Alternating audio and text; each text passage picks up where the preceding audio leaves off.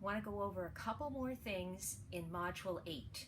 What I want to do is go first off how electron configurations relate to the Lewis dot. Let me start with that. So we have two elements, sodium, get atomic number 11, number of protons. That means it must have 11 electrons. Chlorine, number 17, that's its atomic number. That's the number of protons. That means it must have 17 electrons. So here are their electron configurations. So we see that sodium has one electron in the third energy level in the s orbital. Chlorine has a total of, it has 2 in the s orbital, third energy level, 5 in the p suborbitals, third energy level.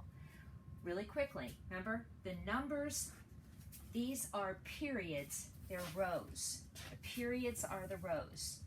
The groups or families are the columns.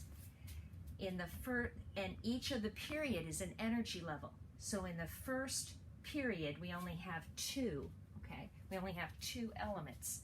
The others have more. Now, so I have sodium and I have chlorine, and I want to write their Lewis dot diagram. So I go back here. This is sodium's electron configuration. Notice in the outermost energy level, the 3s, there's only 1, so we put 1 dot. Chlorine also has electrons in the third energy level, s and p. It has a total of 7. So what I did is I did 1 dot, 1 valence electron for sodium, 7 for chlorine with 7 dots. Now what do they actually do? We wrote, this is its Lewis dot, Lewis diagram, Lewis structure, okay? What happens then is this sodium wants to be stable. When it gives away this electron, it now has the same configuration as neon, which is stable. So it gives off this electron and now becomes a positive ion, okay? Chlorine takes the electron. By taking this, this is the same configuration.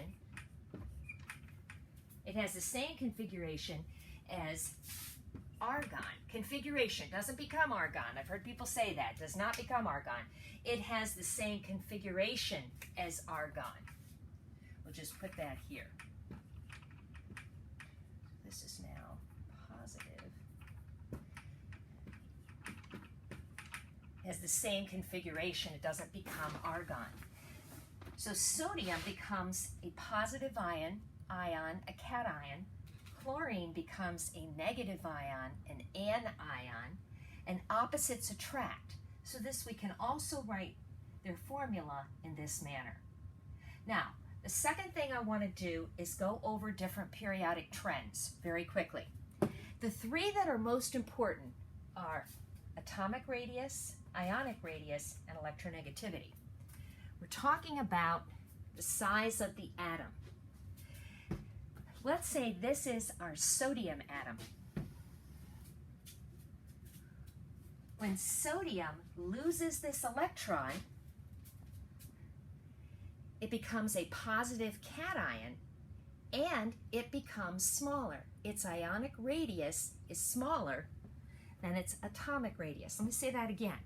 So sodium has 1 valence electron, but when it loses, so let's say this is our sodium, but when it loses that 1, okay, it actually the ion, the cation, is smaller. Now, let's look at chlorine, okay? When chlorine, say this is our chlorine chlorine element, okay? And it is now becoming an anion, a negatively charged ion. When it gains an electron, it gets bigger.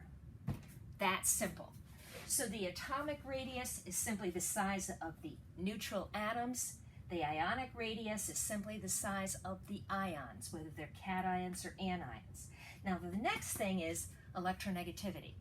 This is a really important trend. We're going to be seeing that next couple of videos. Electronegativity is how well does an atom grab electrons. And we see our P block are much better at grabbing electrons than any of the others. And we're going to stop there.